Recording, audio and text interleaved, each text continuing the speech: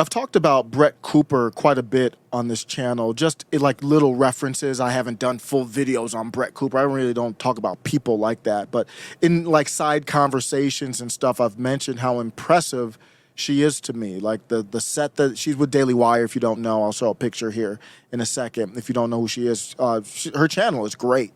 Love her channel. And they break it up. You know, I got to work on my editing too. They just break it up where they got the different camera angles. You got to really, for retention, you got to kind of break it up and zoom in, zoom out, have different camera angles. It really helps. And they got that, what's it, a fake bedroom set or whatever. It's really nice. So it's like a warm feeling. She doesn't go too deep into topics, and that's what I'm going to get into here. But I'm a big fan of hers. I've never said anything bad about her, but I will be real about what she is since she's now jumping into this Steven Crowder debate. Before I get serious with it, the thing about Brett Cooper, if you don't know who Brett Cooper is, this is her here. I'm going to play this video. This is her response to her. She kind of got indirectly referenced in the Steven Crowder debate. This is Brett Cooper, if you're watching. My first thought was, just to be honest, I think she would be very attractive if she didn't remind you of Ben Shapiro. I mean, she looks like Ben Shapiro's twin sister. So it's like that just, for me, that's a no. But she's a attractive, very talented streamer. And here's her response. I'm not going to play the whole thing. Let's just jump into the middle of it, getting into the Steven Crowder debate. It was never unknown to me. And I am still so grateful. I was grateful then, and I am incredibly, incredibly grateful for the opportunity and the privilege to be here and work with these incredible people. So the context is that Steven Crowder mentioned that when these contracts at Daily Wire, for example, are signing these young talent, like she's the only young talent on the Daily Wire, what Crowder said is, well, if you're signing them to these contracts where if they get a strike, then you lose a quarter of your money potentially or more, depending on what happens, they're not going to test anything. They are going to be beholden to big tech. If you're beholden to big tech, then you're just the establishment shill. It's impossible. Like, it's impossible to be within the guidelines of big tech and never get a strike without being aligned with their ideology. And that's what he's saying. And so she's trying to reply to it saying, I'm grateful. Nobody said you weren't grateful. Nobody said you shouldn't be grateful. Nobody said Daily Wire, well, I'm not saying Daily Wire is doing anything wrong. They can do whatever contract they want. But Steven Crowder can actually come out and say, well, you want to know why we're in this position? It's because of this. And so we have to break away from this. So her live, she never addresses that. She doesn't address the issue. Nobody's really trying to diss you for taking the contract with Daily Wire. At least I'm not. We're just saying that there are consequences to it. Let's play a little bit more here. And like I said, it's not slavery, which is what Steven Crowder called it. It's a privilege. Okay, so I agree. So I make a mistake with the slavery stuff too. Like I said, I talk about people who want reparations for slavery, and I say, well, what if we are enslaved now? That's very disrespectful to people who were literally whipped, ate pig intestines, ate the slop off the ground, unlived, horrors that are unimaginable. For me to compare our version of slavery to theirs. But that's not the heart of the issue. That's a wokeism. I use woke as just subscribing to the narrative. That is the cabal narrative on Steven Crowder. Go Google Steven Crowder right now and his take on this. And the articles that come up are Rolling Stone. Steven Crowder says 50 million is slavery. I see he kind of slipped up there in my opinion, but that wasn't the heart of the issue. You're ignoring the issue. And then she's coming with the same talking point as the Rolling Stone. That it's all just proving Steven Crowder right, actually. Also, not underneath anyone's thumb. This is something that has been brought up many times. Notably, a video from another streamer was made about me saying that I wasn't authentic enough because I worked for Daily Wire. I was filming in a studio.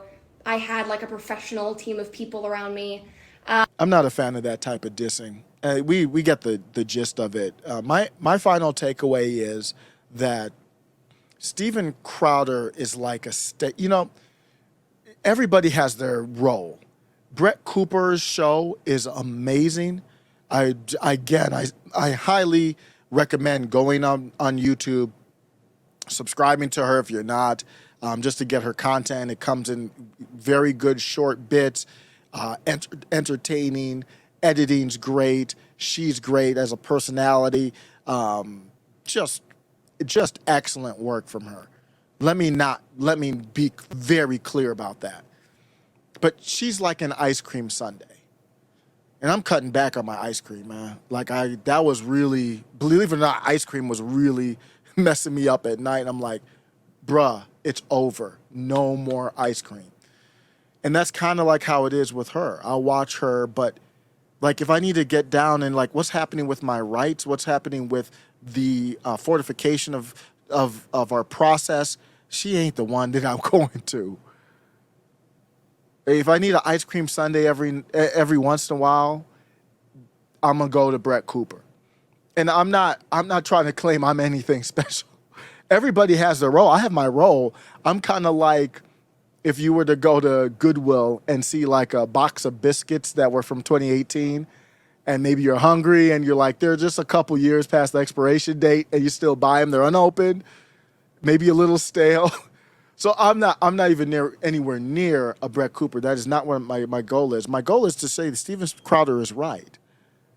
If I want edification, I go to Steven Crowder. I want a steak. I want risotto. I want asparagus. I want a biscuit. I want a meal. I'm going to more of a Steven Crowder. I'm going to a Viva Barnes and those types. Everybody has their role, but Steven Crowder's right. What's the incentive for Brett Cooper to do anything substantive, to dig into any subject matter on any kind of deep level? And I hope that her career goes wherever she wants it to go, but that's not what she does, and the contract is designed to decentivize that. So there's Brett Coopers have their role, but Steven Crowder's right. Those type of contracts, they are more likely to breed butterflies, harmless butterflies, flapping around in the breeze, and they go wherever the breeze takes them. They're beautiful, but they go wherever the breeze goes. They're wonderful parts of nature. But what Steven Crowder wants is damn tigers. He wants lions. He wants panthers.